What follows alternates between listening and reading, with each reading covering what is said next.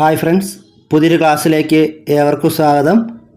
മനുഷ്യ ശരീരം പൊതുവായ അറിവ് എന്ന ടോപ്പിക്കിൽ ഇന്നത്തെ ക്ലാസ്സിൽ നമ്മൾ ശ്വസന വ്യവസ്ഥയെക്കുറിച്ചാണ് പഠിക്കാൻ പോകുന്നത്. നമുക്ക് ക്ലാസ് ആരംഭിക്കാം. ശ്വസന വ്യവസ്ഥയുടെ കേന്ദ്രം ശ്വാസകോശമാണ്. ശ്വസന വ്യവസ്ഥയുടെ കേന്ദ്രം ശ്വാസകോശമാണ്. പേശികൾ ഇല്ലാത്ത മനുഷ്യ ശരീരത്തിലെ അവയവം ഏതാണ്? ശ്വാസകോശം. പേശികളില്ലാത്ത മനുഷ്യ ശരീരത്തിലെ അവയവം ശ്വാസകോശമാണ്. മനുഷ്യ ശരീരത്തിലെ ഏറ്റവും ഭാരം കുറഞ്ഞ അവയവം ഏതാണ്? ശ്വാസകോശം. മനുഷ്യ ശരീരത്തിലെ ഏറ്റവും ഭാരം കുറഞ്ഞ അവയവം ശ്വാസകോശമാണ്. ശ്വാസകോശത്തെ ആവരണം ചെയ്ത് കാണുന്ന ഇരട്ട സ്തരമാണ് പ്ലൂറ. ശ്വാസകോശത്തെ ആവരണം ചെയ്തിരിക്കുന്ന ഇരട്ട സ്തരം അറിയപ്പെടുന്ന പേരെന്താണ്? പ്ലൂറ. ശ്ലേഷ്മത്തിലെ രോഗാണുക്കളെ നശിപ്പിക്കുന്നത് ലൈസോസൈമാണ്. ശ്ലേഷ്മത്തിലെ രോഗാണുക്കളെ നശിപ്പിക്കുന്നത് ലൈസോസൈമാണ്.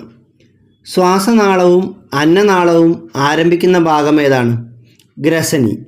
ശ്വാസനാളവും അന്നനാളവും ആരംഭിക്കുന്ന ഭാഗം ഗ്രസനിയാണ്. ശ്വാസനാളം സദാ തുറന്നിരിക്കുന്നതിന് സഹായിക്കുന്നത് അരുണാസ്ഥി വലയങ്ങളാണ്. ശ്വാസനാളം സദാ തുറന്നിരിക്കുന്നതിന് സഹായിക്കുന്നത് അരുണാസ്ഥി വലയങ്ങളാണ്. ശ്വാസകോശത്തിലെ വായു അറകൾ അറിയപ്പെടുന്നത് ആൽവിയോള അല്ലെങ്കിൽ ആൽവിയോളുകൾ എന്ന പേരിലാണ്. ശ്വാസകോശത്തിലെ വായു അറകൾ അറിയപ്പെടുന്നത് ആൽവിയോള അഥവാ ആൽവിയോളുകൾ എന്ന പേരിലാണ്. ശ്വാസകോശത്തിലെ വായു അറകൾ അടഞ്ഞു പോകാതെ സൂക്ഷിക്കുന്ന രാസവസ്തു ഏതാണ്? ലെസിത്തിൻ. ശ്വാസകോശത്തിലെ വായു അറകൾ അടഞ്ഞു പോകാതെ സൂക്ഷിക്കുന്ന രാസവസ്തു ലെസിത്തിനാണ്. ശ്വാസകോശത്തിലെ വായു അറകളിൽ കാണപ്പെടുന്ന രോഗാണുക്കളെയും പൊടിപടലങ്ങളെയും വിഴുങ്ങി നശിപ്പിക്കുന്ന കോശങ്ങളാണ് മാക്രോഫേജുകൾ. ശ്വാസകോശത്തിലെ വായു അറകളിൽ കാണപ്പെടുന്ന രോഗാണുക്കളെയും പൊടിപടലങ്ങളെയും വിഴുങ്ങി നശിപ്പിക്കുന്ന കോശങ്ങളാണ് മാക്രോഫേജുകൾ. ശ്വാസകോശ പട്ടാളം എന്നറിയപ്പെടുന്നത് മാക്രോഫേജുകളാണ്. ശ്വാസകോശ പട്ടാളം എന്നറിയപ്പെടുന്നത് മാക്രോഫേജുകളാണ്. ശ്വസന പ്രക്രിയയിലെ രണ്ട് പ്രധാന പ്രവർത്തനങ്ങളാണ് ഉച്ഛ്വാസവും നിശ്വാസവും. ശ്വസന പ്രക്രിയയിലെ രണ്ട് പ്രധാന പ്രവർത്തനങ്ങളാണ് ഉച്ഛ്വാസവും നിശ്വാസവും. വായു ഉള്ളിലേക്ക് എടുക്കുന്ന പ്രവർത്തനമാണ് ഉച്ഛ്വാസം. വായു ഉള്ളിലേക്ക് എടുക്കുന്ന പ്രവർത്തനം അറിയപ്പെടുന്നത് ഉച്ഛ്വാസം എന്നും വായു പുറത്തേക്ക് വിടുന്ന പ്രവർത്തനമാണ് നിശ്വാസം. വായു പുറത്തേക്ക് വിടുന്ന പ്രവർത്തനമാണ് നിശ്വാസം. ഉച്ഛ്വാസത്തിനും നിശ്വാസത്തിനും സഹായിക്കുന്ന പേശികളാണ് കോസ്റ്റൽ പേശികൾ, ഡയഫ്രം എന്നിവ. ഉച്ഛ്വാസത്തിനും നിശ്വാസത്തിനും സഹായിക്കുന്ന പേശികളാണ് കോസ്റ്റൽ പേശികൾ, ഡയഫ്രം. ഉദരാശയത്തെയും ഔരശാസ്ത്രത്തെയും വേർതിരിക്കുന്ന പേശി നിർമ്മിതമായ ഭിത്തിയാണ് ഡയഫ്രം. ഉദരാശയത്തെയും ഔരശാസ്ത്രത്തെയും വേർതിരിക്കുന്ന പേശി നിർമ്മിതമായ ഭിത്തിയാണ് ഡയഫ്രം. ശ്വസനത്തിന് സഹായിക്കുന്ന വാരിയെല്ലുകൾക്കിടയിലുള്ള പ്രത്യേകതരം പേശികളാണ് കോസ്റ്റൽ പേശികൾ. ശ്വസനത്തിന് സഹായിക്കുന്ന വാരിയെല്ലുകൾക്കിടയിലുള്ള പ്രത്യേകതരം പേശികളാണ് കോസ്റ്റൽ പേശികൾ. ഉച്ഛ്വാസവായുവിലെ ഓക്സിജൻ രക്തത്തിൽ കലരുന്നത് എവിടെ വെച്ചാണ്? ശ്വാസകോശത്തിലെ വായു അറകളിൽ വെച്ച്. ഉച്ഛ്വാസവായുവിലെ ഓക്സിജൻ രക്തത്തിൽ കലരുന്നത് ശ്വാസകോശത്തിലെ വായു അറകളിൽ വെച്ചാണ്. വായു അറകളിൽ നിന്നും ഓക്സിജൻ രക്തലോമികളിലേക്ക് സംഭവിക്കുന്ന പ്രക്രിയയാണ് ഡിഫ്യൂഷൻ. വായു അറകളിൽ നിന്നും ഓക്സിജൻ രക്തലോമികളിലേക്ക് സംഭവിക്കുന്ന പ്രക്രിയയാണ് ഡിഫ്യൂഷൻ. ഉച്ഛ്വാസവായുവിലെ ഓക്സിജൻ്റെ അളവ് എത്രയാണ്? 21%. ഉച്ഛ്വാസവായുവിലെ ഓക്സിജൻ്റെ അളവ് 21%. ഉച്ഛ്വാസവായുവിലെ കാർബൺ ഡൈ ഓക്സൈഡിൻ്റെ അളവ് എത്രയാണ്? 0.04%. ഉച്ഛ്വാസവായുവിലെ കാർബൺ ഡൈ ഓക്സൈഡിൻ്റെ അളവ് 0.04%. ഉച്ഛ്വാസവായുവിലെ ജലബാഷ്പത്തിൻ്റെ അളവ് എത്രയാണ്? 0.96%. ഉച്ഛ്വാസവായുവിലെ ജലബാഷ്പത്തിൻ്റെ അളവ് 0.96%. നിശ്വാസവായുവിലെ ഓക്സിജൻ്റെ അളവ് എത്രയാണ്? 14%. നിശ്വാസവായുവിലെ ഓക്സിജൻ്റെ അളവ് 14%. നിശ്വാസവായുവിലെ കാർബൺ ഡൈ ഓക്സൈഡിൻ്റെ അളവ് എത്രയാണ്? 5%. നിശ്വാസവായുവിലെ കാർബൺ ഡൈ ഓക്സൈഡിൻ്റെ അളവ് 5%. നിശ്വാസവായുവിലെ ജലബാഷ്പത്തിൻ്റെ അളവ് 3%. നിശ്വാസവായുവിലെ ജലബാഷ്പത്തിൻ്റെ അളവ് 3%. ഉച്ഛ്വാസവായുവിലും നിശ്വാസവായുവിലും അടങ്ങിയിട്ടുള്ള നൈട്രജൻ്റെ അളവ് എത്രയാണ്? 78%. ഉച്ഛ്വാസവായുവിലും നിശ്വാസവായുവിലും അടങ്ങിയിട്ടുള്ള നൈട്രജൻ്റെ അളവ് 78%.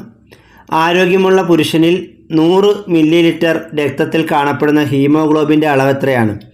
15 ഗ്രാം. ആരോഗ്യമുള്ള പുരുഷനിൽ 100 മില്ലി ലിറ്റർ രക്തത്തിൽ കാണപ്പെടുന്ന ഹീമോഗ്ലോബിൻ്റെ അളവ് 15 ഗ്രാമാണ്. ആരോഗ്യമുള്ള സ്ത്രീകളിൽ 100 മില്ലി ലിറ്റർ രക്തത്തിൽ കാണപ്പെടുന്ന ഹീമോഗ്ലോബിൻ്റെ അളവ് എത്രയാണ്? 13 ഗ്രാം. ആരോഗ്യമുള്ള സ്ത്രീകളിൽ 100 മില്ലി ലിറ്റർ രക്തത്തിൽ കാണപ്പെടുന്ന ഹീമോഗ്ലോബിൻ്റെ അളവ് 13 ഗ്രാമാണ്. ഉള്ളിലേക്ക് എടുക്കുകയും പുറത്തേക്ക് വിടുകയും ചെയ്യുന്ന വായുവാണ് ടൈഡൽ എയർ. ഉള്ളിലേക്ക് എടുക്കുകയും പുറത്തേക്ക് വിടുകയും ചെയ്യുന്ന വായുവാണ് ടൈഡൽ എയർ. ഗാഢമായ ഉച്ഛ്വാസത്തിനു ശേഷം ശക്തിയായി നിശ്വസിക്കുമ്പോൾ പുറത്തേക്ക് പോകുന്ന പരമാവധി വായുവിൻ്റെ അളവാണ് വൈറ്റൽ കപ്പാസിറ്റി. അപ്പോൾ എന്താണ് വൈറ്റൽ കപ്പാസിറ്റി എന്ന് പറഞ്ഞാൽ?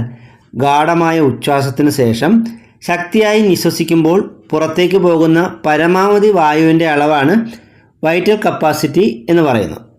ആരോഗ്യമുള്ള പുരുഷന്മാരുടെ വൈറ്റൽ കപ്പാസിറ്റി എത്രയാണ്? ഏകദേശം 4.5 ലിറ്റർ. ആരോഗ്യമുള്ള പുരുഷന്മാരുടെ വൈറ്റൽ കപ്പാസിറ്റി ഏകദേശം 4.5 ലിറ്ററാണ്. ആരോഗ്യമുള്ള സ്ത്രീകളുടെ വൈറ്റൽ കപ്പാസിറ്റി എത്രയാണ്? ഏകദേശം 3 ലിറ്റർ. ആരോഗ്യമുള്ള സ്ത്രീകളുടെ വൈറ്റൽ കപ്പാസിറ്റി ഏകദേശം 3 ലിറ്ററാണ്. ശ്വസന സമയത്ത് കൈമാറ്റം ചെയ്യപ്പെടുന്ന വായുവിൻ്റെ അളവ് രേഖപ്പെടുത്താൻ ഉപയോഗിക്കുന്ന ഉപകരണം ഏതാണ്? സ്പൈറോമീറ്റർ. ശ്വസന സമയത്ത് കൈമാറ്റം ചെയ്യപ്പെടുന്ന വായുവിൻ്റെ അളവ് രേഖപ്പെടുത്താൻ ഉപയോഗിക്കുന്ന ഉപകരണമാണ് സ്പൈറോമീറ്റർ. ശ്വാസകോശത്തെയും ശ്വാസനാളിയെയും ബാധിക്കുന്ന രോഗങ്ങളെക്കുറിച്ചുള്ള പഠനമാണ് പൾമണോളജി. ശ്വാസകോശത്തെയും ശ്വാസനാളിയെയും ബാധിക്കുന്ന രോഗങ്ങളെക്കുറിച്ചുള്ള പഠനമാണ് പൾമണോളജി. നന്നായി ശ്വസിക്കാൻ കഴിയാത്തത് മൂലം ശരീരത്തിന് ശരിയായ അളവിൽ ഓക്സിജൻ ലഭ്യമാകാതെ വരുന്ന അവസ്ഥയാണ് അസ്ഫിക്സിയ. നന്നായി ശ്വസിക്കാൻ കഴിയാത്തത് മൂലം ശരീരത്തിന് ശരിയായ അളവിൽ ഓക്സിജൻ ലഭ്യമാകാതെ വരുന്ന അവസ്ഥയാണ് അസ്ഫിക്സിയ. പുകയിലയിൽ അടങ്ങിയിരിക്കുന്ന പ്രധാന രാസവസ്തുക്കൾ ഏതെല്ലാമാണ്? Nicotine, benzene. പുകയിലയിൽ അടങ്ങിയിരിക്കുന്ന പ്രധാന രാസവസ്തുക്കളാണ് നിക്കോട്ടിനും ബെൻസീനും. പുകയിലയിലെ വിഷപദാർത്ഥങ്ങൾ വായു അറകളുടെ ഇലാസ്റ്റികത നശിപ്പിക്കുന്നത് മൂലം അവ പൊട്ടി വൈറ്റൽ കപ്പാസിറ്റി കുറയുന്ന രോഗമാണ് എംഫിസീമ.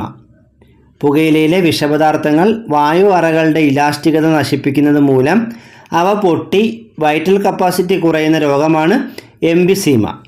പുകയിലയിലെ ടാർ, കാർബൺ മോണോക്സൈഡ് തുടങ്ങിയവ വായു അറകളിൽ അടിഞ്ഞുകൂടി ശ്വാസകോശത്തിന് വീക്കമുണ്ടാകുന്ന അവസ്ഥയാണ് ബ്രോങ്കൈറ്റിസ്. പുകയിലയിലെ ടാർ, കാർബൺ മോണോക്സൈഡ് തുടങ്ങിയവ വായു അറകളിൽ അടഞ്ഞുകൂടി ശ്വാസകോശത്തിന് വീക്കം ഉണ്ടാകുന്ന അവസ്ഥയാണ് ബ്രോങ്കൈറ്റിസ്. പുകയിലയിൽ അടങ്ങിയിരിക്കുന്ന അർബുദകാരികൾ ശ്വാസകോശത്തിനുണ്ടാക്കുന്ന രോഗം എന്താണ്? ശ്വാസകോശാർബുദം. പുകയിലയിൽ അടങ്ങിയിരിക്കുന്ന അർബുദകാരികൾ ശ്വാസകോശത്തിനുണ്ടാക്കുന്ന രോഗമാണ് ശ്വാസകോശാർബുദം. ശ്വസനികളിൽ ഉണ്ടാകുന്ന നീർക്കെട്ടിൻ്റെ ഫലമായി അനുഭവപ്പെടുന്ന ശ്വാസകോശ രോഗമാണ് ആസ്മ.